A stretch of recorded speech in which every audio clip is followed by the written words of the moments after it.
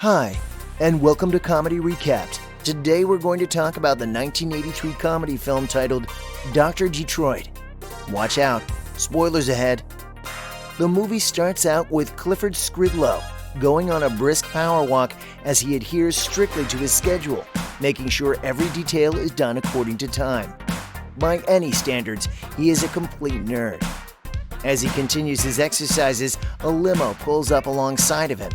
Inside is a man by the name of Smooth Walker, a few beautiful escorts, and a driver who goes by Diavolo. Their roadside stop is purely to poke fun at Clifford. Further down the road, though, their limo is forced into a parking lot, where they are rushed inside to meet Mom, who is the head of an illegal operation.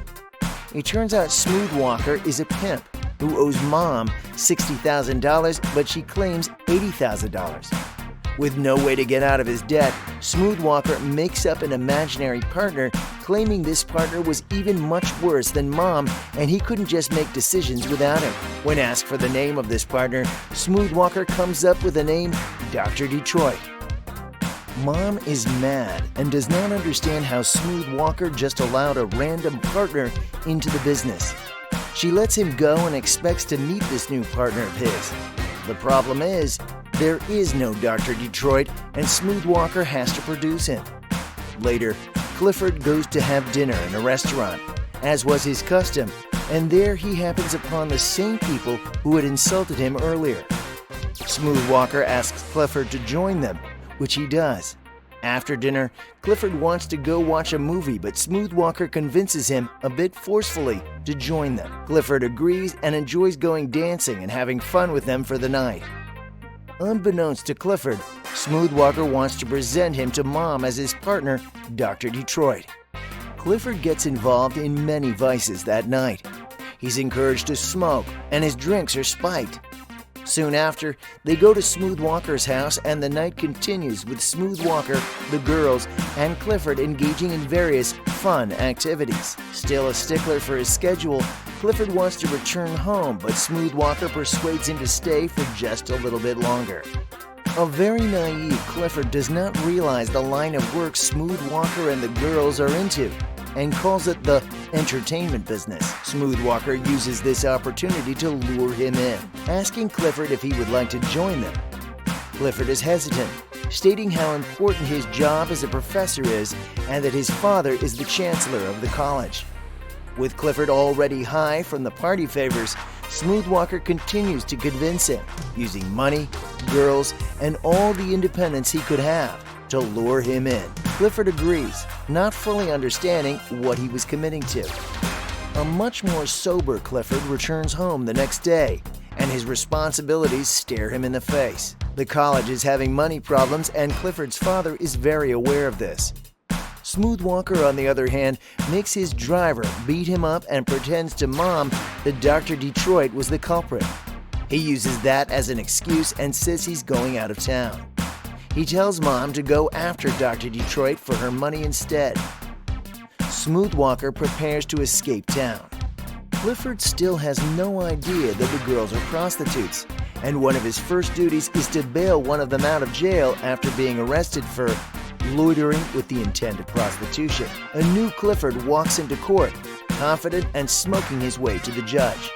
A comedic scene unfolds when Clifford claims the arrested person is his sister and butters up the judge so he grants her release. They have to run out of court when the judge sees the sister, obviously a black woman, while Clifford is as white as they come. Getting back to Smooth Walker's home, Diavolo and the girls try to convince Clifford to pass as Dr. Detroit. There, he truly realizes the girls are prostitutes and Smooth Walker was their pimp. But now, we see that Mom tries to take over the girls and run the whole place, since Smooth Walker is gone. Clifford pretends to be Dr. Detroit's executive assistant and sets up a meeting with Dr. Detroit and Mom. Privately, he accepts to be the girls' protector, but not their pimp. In the meantime, they spread rumors claiming Dr. Detroit was bad and dangerous. They use these rumors to make Mom and others in the street believe Dr. Detroit was real and dangerous.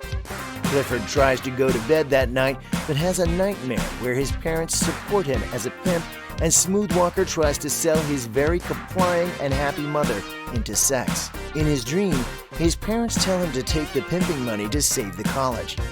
He wakes up from his nightmare to more duties as a professor. Meanwhile, the girls in Diavolo continue their campaign to convince him to work with them.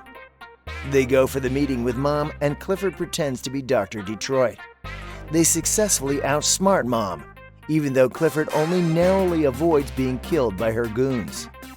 Clifford's father then asks him to pick up Mr. Harmon Rousehorn, the visiting CEO, who is to present the check to them to save the university from bankruptcy.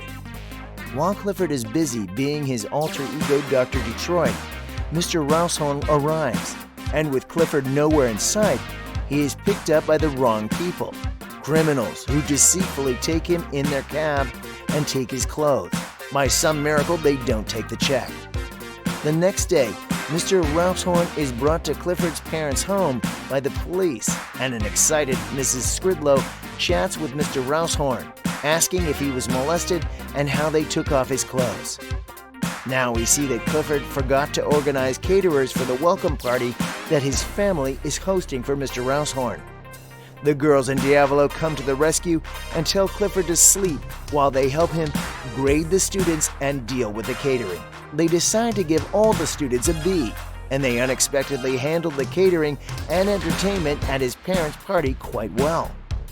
The girls made delicious food and even provided entertainment, making the party a success. The next night is the alumni party for the college, and that is where the check will be presented. Unfortunately, that night is the very same night of an important ball for the underworld, and Dr. Detroit must be present. Since Clifford can't be at two places at once, Diavolo and the girls move the ball to the same location as the alumni party, so Clifford can attend both events. A shocked Clifford realizes this when he gets to the location with his parents.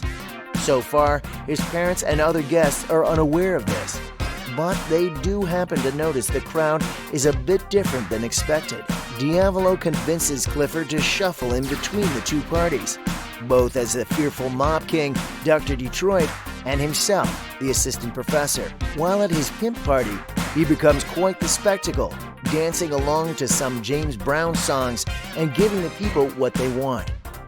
As Clifford hurriedly returns to the more boring alumni party, he changes out of his disguise and rushes past an incoming mom. As he passes, he stupidly says, "Hi, Mom," which alerts her of his presence as the executive assistant of Dr. Detroit.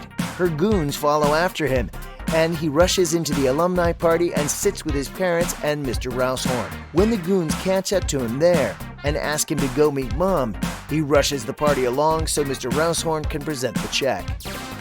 After doing that, he scurries out and changes back into his disguise as Dr. Detroit. He continues to run away from Mom and her goons.